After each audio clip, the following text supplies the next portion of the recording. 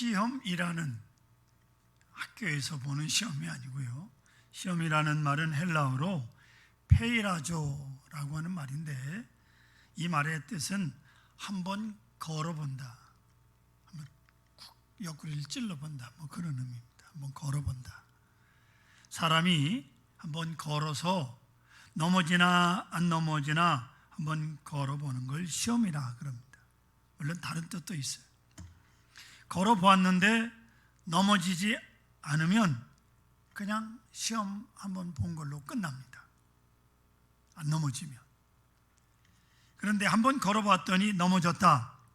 그러면 그때부터 그 사람은 시련이 시작이 되는 겁니다. 시험에 걸려 넘어지면 그 다음서부터는 시련이에요. 우리들이 신앙생활을 하면서 가장 많이 사용하는 말 가운데 하나가 시험이라는 말입니다. 우리 입에서 걸핏하면 시험이라는 말이 쉽게 튀어나옵니다. 시험에 들었다고. 뭐 그렇게 시험 들 일이 많아요, 여러분. 근데 그냥 생각도 없이 그냥 시험에 들었대. 일이 잘 되어도 시험에 들었다고 말하면 안 되지만, 그냥 뭔 일이 잘 안 되면 시험에 들었다고 그래. 가정에 불화가 생겨도 시험 중이라고 그래요. 또 사업이 실패를 했어도 시험에 들었다고. 누구랑 다투기만 해도 시험에 들었다고. 우리 교인 하나가, 우리 같은 교인인데 자기 마음을 상하게 한 말 때문에 시험에 들어서 교회를 안 나옵니다. 틀린 말도 아닌데 아무튼 그래. 가만히 보면 여러분, 일이 잘 되면 모두 축복이고 일이 잘 안 되면 모두 시험이에요. 우리는 지금까지 이렇게 막연하게 시험이라는 말을 사용해 왔습니다. 오늘은 이 문제에 대해서 확실하게 짚고 넘어가려고 합니다. 성도 여러분, 도대체 시험이라는 것이 무엇일까요? 뭘 보고 시험이라고 말합니까? 그리고 시험은 언제 오고 어떤 사람에게 시험이 찾아옵니까? 물어봅니다, 여러분. 시험은 신앙이 좋은 사람에게 옵니까? 아니면 신앙이 약한 사람에게 옵니까? 여러분 생각엔 어때요? 기도 많이 하는 사람에게 시험이 옵니까? 아니면 기도하지 않는 사람에게 시험이 옵니까? 어떤 사람에게 와요? 우리들은 지금까지 시험에 대해서 크게 오해를 했고, 그래서 두려워하기도 하고 시험이 올까 봐 겁을 먹기도 했는데, 그럴 필요 없습니다. 또 우리는 지금까지 시험은 믿음이 약한 사람에게만 오고 기도하지 않는 사람에게만 오는 줄로 알았어요. 그러면 기도를 많이 하고 믿음이 좋은 사람에게는 시험이 없습니까? 그동안 우리는 시험에 대해서 많이 오해를 했다. 그래서 오늘은 시험에 대해서 정리를 합니다. 시험이란 무엇인가? 또 시험은 누구에게 오고 어떻게 오는가에 대해서 살펴보겠습니다. 첫째로, 예수님도 시험을 당하셨다는 사실입니다. 따라하십시다. 예수님도 시험을 당했다. 1절 보세요. 예수께서 성령에 이끌려 마귀에게 시험을 받으러 광야로 갔다고 말씀합니다. 아십니까? 여러분, 예수님도 시험을 받으셨어요. 하나님의 아들 예수님도 시험을 받으셨다고요? 그럼 말 다 했지 뭐. 그렇잖아요. 하나님의 아들 예수님도 시험을 당하셨다면 우리들이 시험 당하는 건 문제가 아니고요. 아니, 우리는 지금 시험 속에서 살고 있는 거예요. 그렇지 않습니까? 매일 시험 속에 살고 있다. 성도 여러분, 여러분들이 시험을 당할까 봐 걱정하고 두려울 필요가 없습니다. 왜냐하면 지금 이곳에도 시험이 와 있어요. 예배 드리면서도. 그리고 예배를 끝나고 한 발짝만 나가 보십시오. 당장 시험거리들이 여러분을 기다리고 있을 겁니다. 엘리베이터 타려고 했는데 누가 확 밀었어. 기분이 확 상해. 그것도 시험이야. 예? 그건 지성질이 못된 건데, 아시겠어요? 뭘 시험이라고 그래? 겁도 없이. 우리는 지금 우리 주위를 꽉 채우고 있는 시험 속에 살고 있다. 그러니까 시험이 올까봐 걱정할 필요가 없습니다. 시험은 언제나 우리와 함께하고 있어요. 늘. 때문에 시험은 그렇게 나쁜 것만은 아닙니다. 시험을 알고 보면 우리에게 많은 도움을 주고 유익을 주고 인류 사회에 공헌을 많이 했습니다. 어떤 면에서 보면 시험은 축복이다, 이렇게 생각하시면 돼요. 시험이 축복이다. 예를 들면요, 우리 교우 중에 어떤 한 분이 중병에 걸렸다고 합시다. 고생을 많이 합니다. 육신적으로 고생만 하는 게 아니라 돈도 많이 허비합니다. 그리고 온 가족이 그 고생이 이만저만이 아닙니다. 보세요. 그 본인과 가족들의 고생이 크지만 다른 사람에게는 그것이 유익이 된다는 거예요. 무슨 말이냐 하면, 많은 사람들이 문병을, 요즘은 코로나 때문에 병원에 한 발자국도 못 들어가니까 그렇지, 옛날에는 문병을 갔어요. 가서 본인도 고생하고 가족들이 고생하는 것을 봅니다. 많이 물질적인 피해를 당하는 것도 눈으로 봅니다. 온 가족이 눈물겹도록 고생하는 모습을 바라봅니다.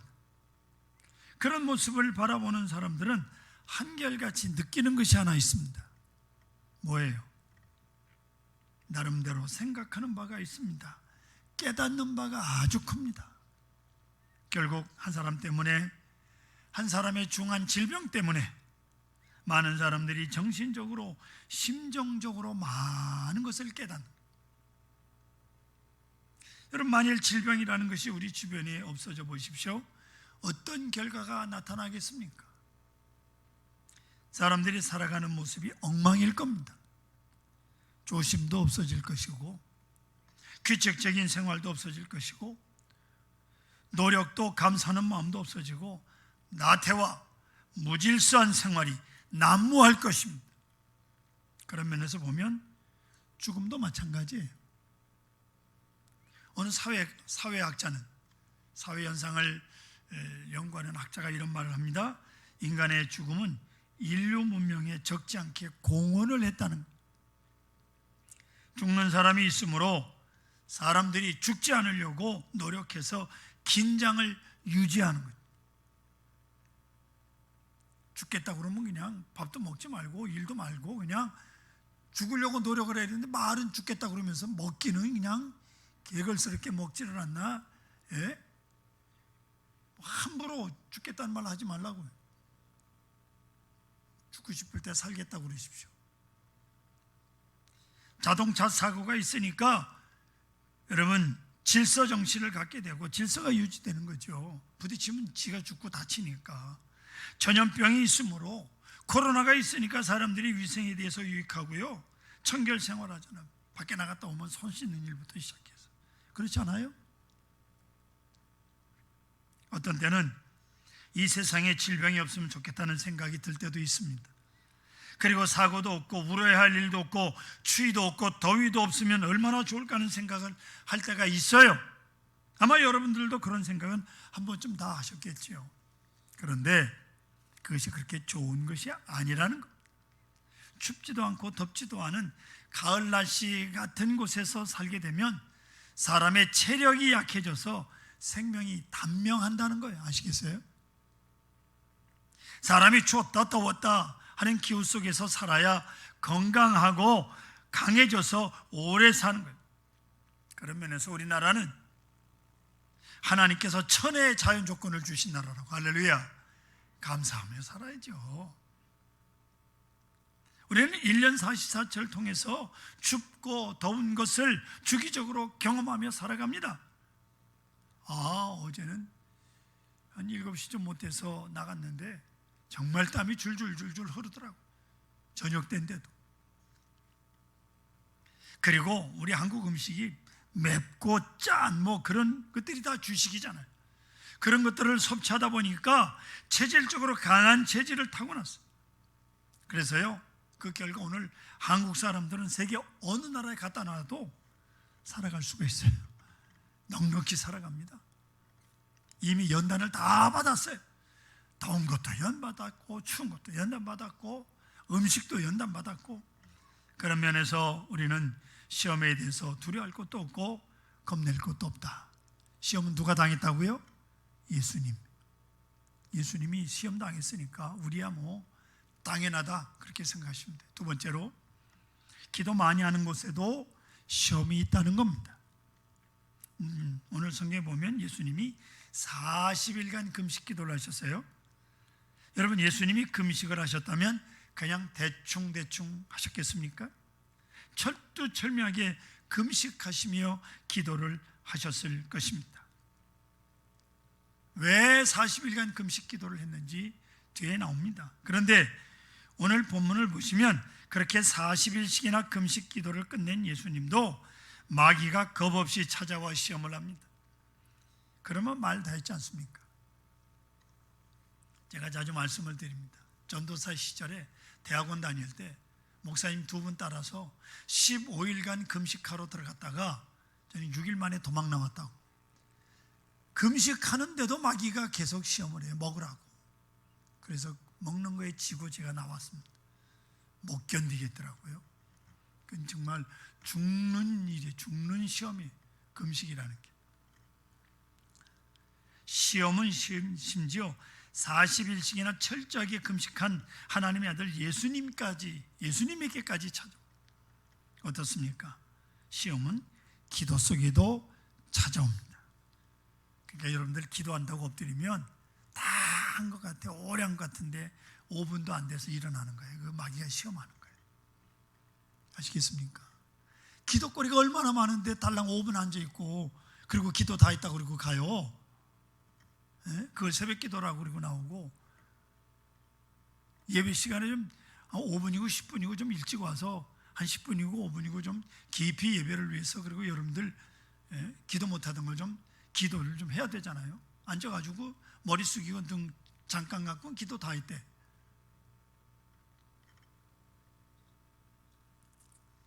어떻습니까? 시험은 기도 속에 찾아오죠. 우리는 그동안 오해를 많이 했다는 거예요. 그래서 말하기를 한 일주일 정도 금식 기도하고 나서는 나는 이제 깨끗해졌다, 시험은 이제 멀리 가버렸다, 그렇게 아주 당당하게 말하는 사람도 있어요. 웃기지 말아요. 아무튼 겸손하십시오. 모세를 살펴보겠습니다. 모세가 40일 금식 기도한 사람이에요. 모세의 금식 기도는 기가 막히는 기도입니다. 시내산 정상에 올라가 보시면 아무것도 없어요. 맨 돌만 있어요. 물이 있습니까? 나무 그늘이 있습니까? 숲이 없어요. 낮에는 불볕 더위 속에서 기도했고, 밤에는 얼어붙는 광야의 추위 속에서도 물 냄새조차도 맡지 못하고 40일간을 단식기도, 이거 죽는 거예요. 여러분, 금식기도 하면서도 물은 먹습니다. 창자와 위장이 붙어버리지 않도록. 아십니까? 나도 해보지도 않고 큰 소리만 쳐. 40일 금식기도 하는 분들 보니까 물은 드시더라고요. 그것도요, 정수된 물을 먹는 게 아니라 산에서 내려온 물이나 수돗물 먹어요. 그 안에 미생물이 살아있어야 창자하고 위를 살려내기 때문에. 근데 모세는 단식기도 했죠. 그렇다면 얼마나 은혜가 충만했겠습니까? 모세가 산을 내려올 때 성경에 뭐라고 표현했냐면, 그 얼굴에 광채가 나서 수건으로 얼굴을 가렸다고 그랬잖아요. 이 정도면 끝난 얘기 아닙니까? 감히 어디라고 사탄이 찾아와요. 그런데 보세요. 40일을 금식 기도하고 나서 하나님이 깎아 만들어주신 돌비 2개를 들고 산을 내려옵니다. 내려와 보니 백성들이 금붙이를 모아서 금송아지를 만들어 가지고 그것에 절하고 입을 맞추고 이것이 우리를 여기까지 인도하는 하나님이라고 하면서 그 앞에서 춤을 추고, 야단들이. 그때 모세가 어떻게 했습니까? 모세는 다혈질의 사람이, 의협심이 강한 사람이에요. 그래서 자기 동족을 괴롭히는 아랍 사람을 쳐 죽인 사람. 이런 모세가 백성들의 방자한 모습을 보는 순간 하나님께서 깎아 만들어주신 돌판 10계명 홧김에 내던져서 박살을 내버렸어요. 아무리 화가 나도 그렇지 하나님께서 써주신 돌비는 그래도 옆에다가 가지런히 조용히 내려놓고 다른 돌을 던지든지 해야지. 그렇잖아요? 그것이 어떤 돌인데 그것을 던져서 박살을 내버리면 어떻게 하자는 겁니까? 그런데 모세는 그만 집어던져서 모두 깨버렸어요. 40일을 그렇게 철저하게 금식 기도하고서도 하나님을 대면한 기도한 사람 모세, 하나님이 인정한 모세인데, 그래서 얼굴에 광채가 나서 수건으로 가릴 정도였는데 모세는 그 버릇을 못 버렸어요. 성도 여러분, 여러분 중에도 그 다혈질 때문에 가끔씩 실수를 해서 고민하는 분들 계시지요. 그렇다고 너무 낙심하지 말기를 바랍니다. 모세가 그랬으니까. 따라하라는 말은 아닙니다. 참았으면 더 멋이 있었을 텐데 참지 못하니 어떻게 합니까? 그러니까 여러분, 사람은 40일이 아니라 400일을 금식해도 나에게는 시험이 없다 말할 수 없다, 그 말이에요.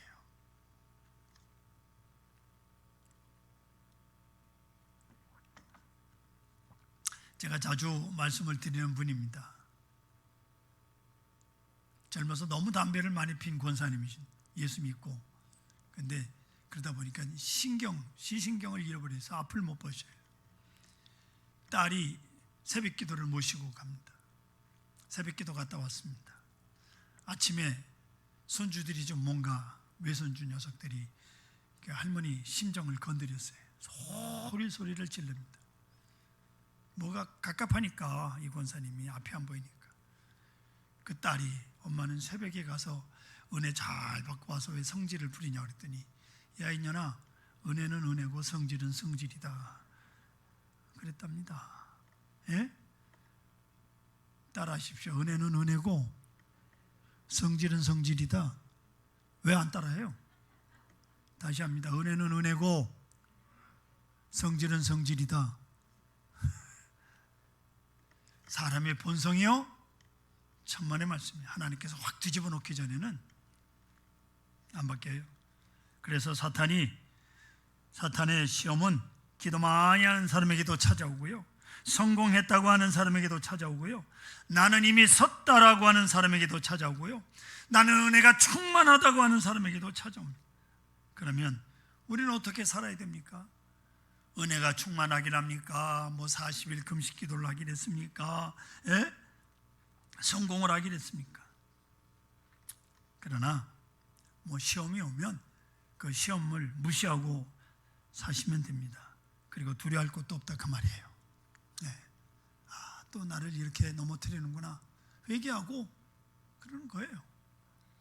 그럼 고민할 거 없습니다. 세 번째로, 시험은 언제 오느냐 하는 문제인데, 성도 여러분, 여러분은 시험이 언제 온다고 생각하시고 여러분에게 시험이 언제 오십니까? 성경에 보면 예수님이 본격적으로 하나님의 일을, 즉 공생애를 시작하려고 할 그때 시험은 내게 일을 시작하려고 할 때 온다, 그 말이에요. 뭔가 내가 주의 일을 좀 열정적으로 해보려고 할 바로 그때 사탄이 뒤에서 잡아당기는 거예요, 못하게.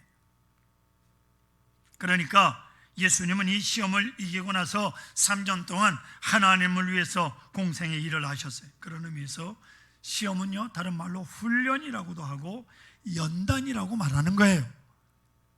여러분들 그 시험을 통해서 훈련받고 있는 것이고 지금 연단받고 있는 거다, 이렇게 생각하시면 됩니다. 모세도 애굽에 가서 바로와 대결하기 위해서, 이스라엘 백성들을 출애굽을 시키기 위해서 이미 광야에서 40년 동안 강한 시험을 치르고 나서, 그리고 나서 바로에게 갔습니다. 아무 준비 없이 간 게 아니에요. 요셉도 총리가 되기 전에 이미 종살이를 했고, 또한 억울하게 감옥 생활을 하면서 고된 시험을 다 치러냈습니다. 그렇기 때문에 시험을 이긴 사람들은 강하게 일을 할 수가 있는 거예요. 위인들의 삶과 신앙을 보시면 한 가지 공통점이 있는데, 그것이 바로 시험입니다. 그들은 한결같이 고된 훈련과 시험을 잘 치루어 낸 분들입니다. 왜냐하면 사람이 큰 시험을 미리 이겨낸 경험이 있으면 그 다음에 주어지는 잡다한 시험들은 문제가 안 돼. 그냥 이겨낼 수 있다 그 말이에요. 여러분, 어려서 병치레 많이 한 아이들 있잖아요. 병치레 많이 하고 자란 사람 커서는 잘 이겨냅니다. 이미 다 어려서 그다 병치를 다 해서. 그렇기 때문에 자녀들 너무 애지중지 키우면 커서 어려움을 이겨내지 못해요. 아시겠습니까? 아이들이 때로는 매도 맞고요, 넘어져 깨지기도 하고 혼나기도 하면서 자라야 돼. 눈물 콧물 쏙 뽑을 정도로 혼이 나야 돼. 그래야 강한 사람은 성장하는 거예요. 간혹 무남동녀 외동딸들, 이거 문제 심각해. 3대 4대 독자 외아들 아주 문제가 심각합니다. 또 딸들 많은 집에 아들 하나, 이거 아주 굉장히 문제가 많아요. 저는요, 목회를 하면서 아주 두 눈으로 그냥 똑똑히 본 사실, 이 아들이 길을 못 펴 딸들한테 짓눌려서. 여자들이 억세잖아요. 이들이 정말 무남동녀 외동딸이나 3, 4대 외아들 얼마나 귀하게 자랐습니까? 그렇게 부모가 키웠잖아요. 근데 그게 바로 문제. 매사 칭찬만 듣고 평안하게 온실 속에서 화초처럼 자라다가 여자가 시집을 갔어요. 결혼을 합니다. 그러면 자기 집과 같지 않고 자기가 자란 환경과 같지 않으니 심한 갈등이 일어나기 시작합니다. 근데 그 여자의 남편이라고 하는 이 존재가 술에 취해가지고 밤늦게 들어와서는 되지도 않은 횡설수설한 말을 들어놓습니다.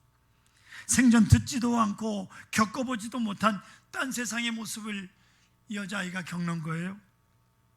그것을 너그럽게 수용하고 용납할 마음의 여유가 없죠. 때문에 갈등을 극복하지 못하고 잘못되는 경우가 많이 있습니다. 여기서 잘못되는 경우란 이혼입니다. 예? 귀한 아들, 3대 4대 독자 아들 군대에 가서 딱 한 번 기합받고는 스스로 잘못된 길을 선택하는 경우도 있잖아요. 왜 그래요? 이 아들 세상에 태어나서 욕 한 번 먹지 않고 자랐습니다. 매 한 대 맞아본 일이 없습니다. 수모를 당해본 적이 없는데 군대 가서 생전 처음 욕을 먹고 매를 맞고 기합을 받고는 그 수치감과 불쾌감과 모욕감을 이겨내지 못하는, 시험을 당해보지 않아서 그렇습니다. 세상을 너무 안일하게 살아서 그렇습니다.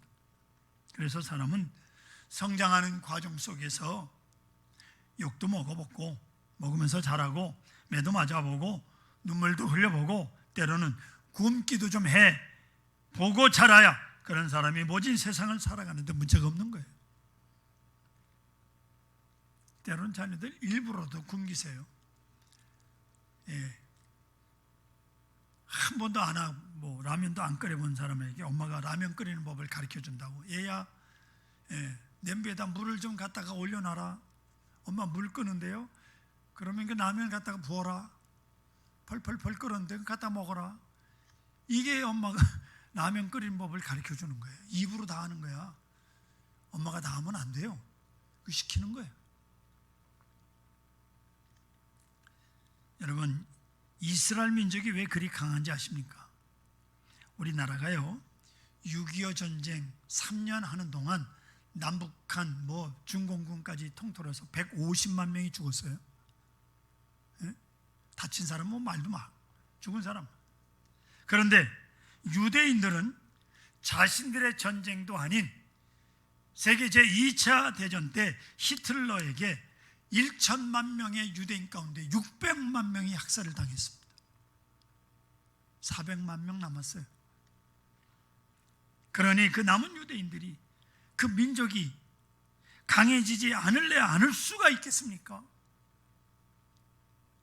그래서요 1967년 그 유명한 3.1 전쟁이 있습니다.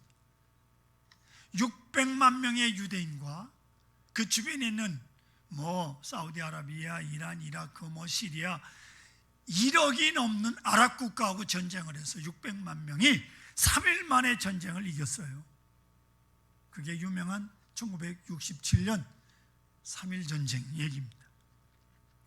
이 위대한 전쟁에서 이길 수 있었던 것은 여자 청년들까지 총을 들고 훈련받고 전쟁터에 나갔고 전 세계에 흩어져 있는 젊은이들이 유학을 하다 말고 다 본국으로 가서 총을 들고 싸웠습니다.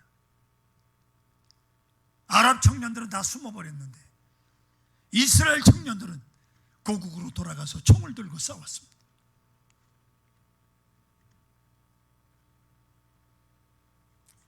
여호와 증인들 집총 거부하고 군대 회피하는 양심범이라고요? 대한민국을 떠나라고 그러세요. 어디라고 대한민국 국민이라고 그따구 소리하고 양심범은 좀. 사람은 시험을 통해서 큰 그릇이 됩니다. 큰 일을 하게 위해서는 먼저 시험을 주시는 거예요. 그래서 예수님은 공생애를 시작하기 전에 먼저 시험을 받으신 거예요. 여러분, 시험이 있거들랑 하나님 나에게 어떤 큰 일을 맡기시려고 시험을 주시는가 기대하시라고. 개봉박두. 네 번째로 예수님이 그 시험을 이기셨다는 거예요. 할렐루야. 결론입니다. 예수님은 결국 3번의 시험을 모두 이기셨습니다. 그리고 말씀하시기를 요한복음 16장 33절 화면 보십시오. 이것을 너에게 이르는 것은 너희로 내 안에 평안을 누리게 하려 함이라. 세상에서는 너희가 환난을 당하나 담대하라. 내가 세상을 이기었노라. 아멘. 주님께서 다 이기셨어요. 우리들은 대장 되시는 주님께서 이기셨으니까 주님의 십자가 군병된 우리들은 대장 되시는 주님을 따라가기만 하면 이기게 돼 있어요. 결론이.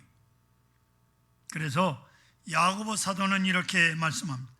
야고보 1장 2절로 4절 내 형제들아 너희가 여러 가지 시험을 당하거든 온전히 기쁘게 여기라.